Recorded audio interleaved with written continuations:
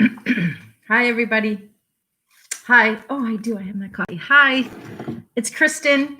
It's for me. It is 10:15 a.m. on Thursday, September 10th. For you, it should be, with a little luck, I can post this correctly, 3 p.m. So, welcome to Frankenstein Tea. I am recording this morning. I am jumping on the boat at 11. I need to do an errand on an appointment and then run back and work some more.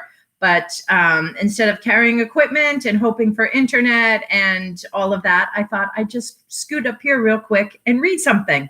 So I'm having a little coffee. It is a gray and rainy day.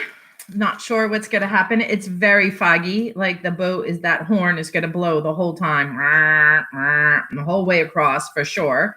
And I don't know what else to tell you. That's it. This is an adult short story program. These stories are for adults.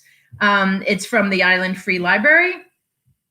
And I am going on the 11, and it is 10:15, so it's a short story, and let's give it a try. This is Ray Bradbury. My friend LT told me the other day, brilliant. What a genius. Genius. So here we go. A little more genius for you. This is called The Lake. And I'll say one thing. I liked it because it had, it's a September reference. Thought that was fun. Okay, Ray Bradbury's The Lake. They cut the sky down to my size and threw it over the Michigan lake. Put some kids yelling on yellow sand with bouncing balls, a gull or two, a criticizing parent, and me breaking out of a wet wave, finding this world very bleary and moist. I ran up on the beach. Mama swabbed me with a furry towel. Stand there and dry, she said. I stood there, watching the sun take away the water beads on my arms. I replaced them with goose pimples. My, there's a wind, said Mama. Put on your sweater. Wait till I watch my goosebumps, I said. Harold, said Mama. I put the sweater on and watched the waves come up and fall down on the beach, but not clumsily, on purpose, with a green sort of elegance.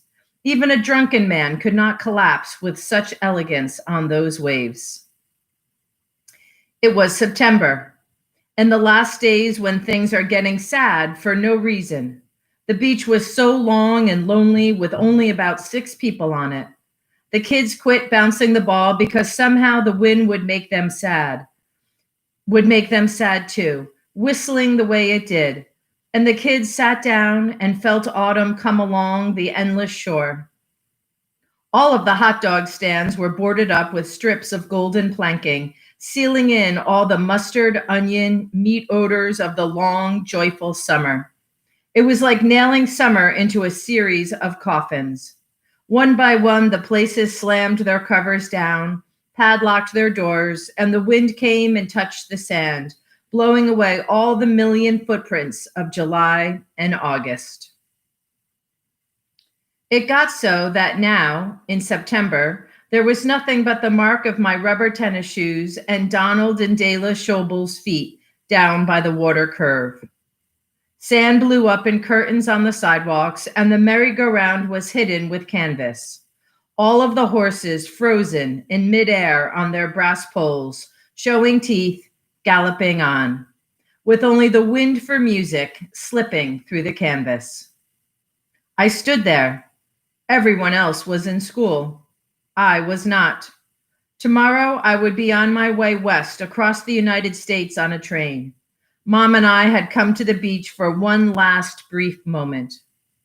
There was something about the loneliness that made me want to get away by myself. Mama, I want to run up the beach a ways, I said. All right, but hurry back and don't go near the water. I ran. Sand spun under me and the wind lifted me. You know how it is, running, arms out so you feel veils from your fingers caused by wind, like wings. Mama withdrew into the distance, sitting. Soon she was only a brown speck, and I was all alone. Being alone is a newness to a 12-year-old child. He is used to people about. The only way he can be alone is in his mind. There are so many real people around telling children what and how to do. What a boy has to run off. That a boy has to run off down a beach, even if it's only in his head, to get by himself in his own world with his own miniature values. So now I was really alone. I went down to the water and let it cool up to my stomach. Always before with the crowd, I hadn't dared to look, to come to this spot and search around in the water and call a certain name. But now, water is like a magician, sawing you in half. It feels as if you were cut half in two. Part of you, the lower part, sugar, melting, dissolving away. Cool water, and once in a while, a very elegantly stumbling wave that falls with a flourish of lace. I called her name. A dozen times I called it. Tally, Tally, oh, Tally. Funny, but you really expect answers to your calling when you are young. You feel that whatever you may think can be real, and sometimes maybe that is not so wrong. I thought of Tally swimming out into the water last May with her pigtails trailing, blonde. She went laughing, and the sun was on her small 12-year-old shoulders. I thought of the water settling quiet, of the lifeguard leaping into it, of Tally's mother screaming, and of how Tally never came out. The lifeguard tried to persuade her to come out, but she did not. He came back with only bits of water weed in his big knuckled fingers, and Tally was gone. She would not sit across from me at school any longer, or chase indoor balls on the brick streets on summer nights. She had gone out, too far out. She had gone too far out, and the lake would not let her return. And now, in the lonely autumn, when the sky was huge and the water was huge and the beach was so very long, I had come down for the last time alone. I called her name over and over. Tally, oh Tally. The wind blew so very softly over my ears, the way wind blows over the mouths of seashells to set them whispering. The water rose, embraced my chest, then my knees, up and down, one way and another, sucking under my heels. Tally, come back. Tally. I was only 12, but I know how much I loved her. It was that love that comes before all significance of body and morals. It was that love that is no more bad than wind and sea and sand lying side by side forever. It was made of all the warm, long days together at the beach and the humming, quiet days of droning education at the school. All the long autumn days of the years past when I carried her books home from school. Tally. I called her name for the last time. I shivered. I felt water on my face and did not know how it got there. The waves had not splashed that high. Turning, I retreated to the sand and stood there for half an hour, hoping for one glimpse, one sign, one little bit of Tally to remember. Then I knelt and built a sandcastle, shaping it fine, building it as Tally and I had often built so many of them. But this time, I only built half of it. Then I got up. Tally, if you hear me, come in and build the rest. I walked off toward that faraway speck that was Mama. The water came in, blended the sandcastle circle by circle, mashing it down little by little into the original smoothness. Silently, I walked along the shore. Far away, a merry-go-round jangled faintly, but it was only the wind. The next day, I went away on the train. A train has a poor memory. It soon puts all behind it. It forgets the cornlands of Illinois, the rivers of childhood, the bridges, the lakes, the valleys, the cottages, the hurts and the joys. It spreads them out behind, and they drop back of a horizon. I lengthened of my bones, put flesh on them, changed my young mind for an older one, threw away clothes as they no longer fitted, shifted from grammar to high school, to college books to law books. And then there was a young woman in Sacramento. I knew her for a time, and we were married. I continued my law study. By the time I was 22, I had almost forgotten what the East was like. Margaret suggested that our delayed honeymoon be taken back in that direction. Like a memory, a train works both ways. A train can bring rushing back all of those things you left behind so many years before. Lake Bluff, populated 10,000, came up over the sky. Margaret looked so handsome in her fine new clothes. She watched me as I felt my old world gather me back into its living. She held my arm as the train slid into Bluff Station and our baggage was escorted out. So many years and the things they do to people's faces and bodies. When we walked through the town together, I saw no one I recognized. There were faces with echoes in them, echoes of hikes on ravine trails, faces with small laughter in them after closed grammar schools and swinging on metal-linked swings and going up and down on teeter-totters. But I didn't speak.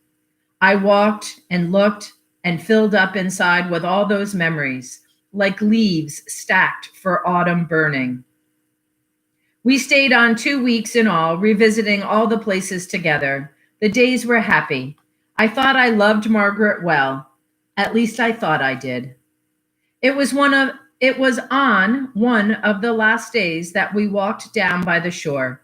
It was not quite as late in the year as that day so many years before, but the first evidences of desertion were coming upon the beach.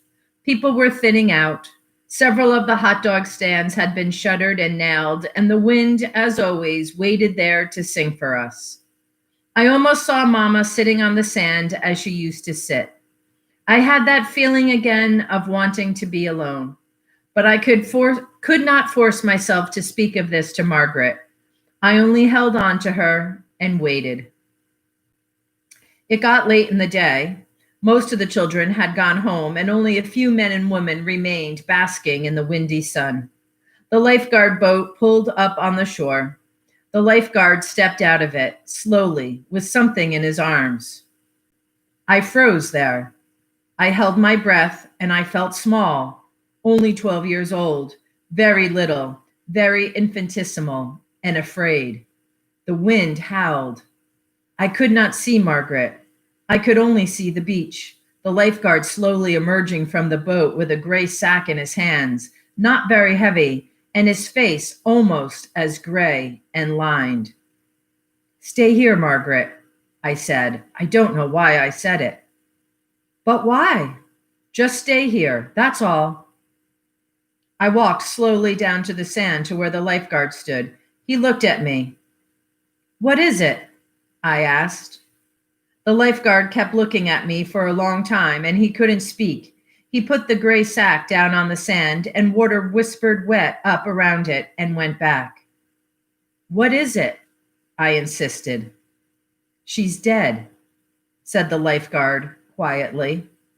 I waited. "Funny," he said softly. "Funniest thing I ever saw. She's been dead a long time." I repeated his words. He nodded. 10 years, I'd say. There haven't been any children drowned here this year. There were 12 children drowned here since 1933, but we recovered all of them before a few hours had passed. All except one. I remember. This body here. Why, it must be 10 years in the water. It's not pleasant. I stared at the gray sack in his arms. "Open it," I said. I don't know why I said it. The wind was louder. He fumbled with the sack. "The way I know it, it's a little girl. It's because she's still wearing a locket. There's nothing much else to tell by." "Hurry, man, open it," I cried. "I better not do that," he said. Then perhaps he saw the way my face must have looked. She was such a little girl. He opened it only part way. That was enough. The beach was deserted. There was only the sky and the wind and the water and the autumn coming on lonely. I looked down at her there. I said something over and over. A name. The lifeguard looked at me. Where did you find her? I asked. Down the beach, that way, in the shallow water. It's a long, long time for her, ain't it? I shook my head. Yes, it is. Oh, God, yes, it is.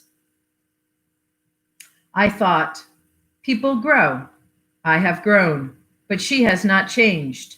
She is still small. She is still young. Death does not permit growth or change. She still has golden hair. She will be forever young, and I will love her forever. Oh God, I will love her forever. The lifeguard tied up the sack again. Down the beach, a few moments later, I walked by myself. I stopped and looked down at something. This is where the lifeguard found her, I said to myself. There, at the water's edge, lay a sandcastle, only half built, just like Tally and I used to build them, she half and I half. I looked at it. I knelt beside the sandcastle and saw the little prints of feet coming in from the lake and going back out to the lake again and not ever returning. Then I knew. I'll help you finish it, I said. I did. I built the rest of it up very slowly. Then I arose and turned away and walked off, so as not to watch it crumble in the waves, as all things crumble. I walked back up the beach to where a strange woman named Margaret was waiting for me, smiling.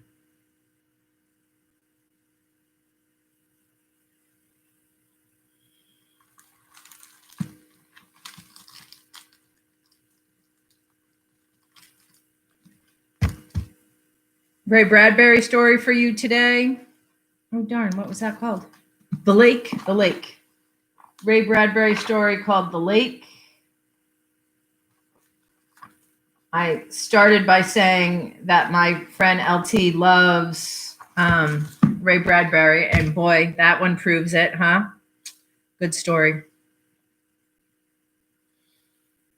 It's interesting, the melancholy of the September and the beach, and yesterday's story, a little bit more than melancholy, but that same sense of summer over and what we're working through right now, what I'm working through. Maybe you're having an easier time of it. Let's hope so. Okay, I'm off to the ferry. And I hope you enjoy this story. And tomorrow is Friday, and I'll be here. And we'll do another episode together of Frankenstein Tea. Be good to yourselves. Wear your masks. Here's mine from my boat ride. Wear your masks. My traveling seamstress mask, right? Go to traveling seamstress, shop local, support local. Wear your mask. Wash your hands. Stay far apart. Be well. Peace.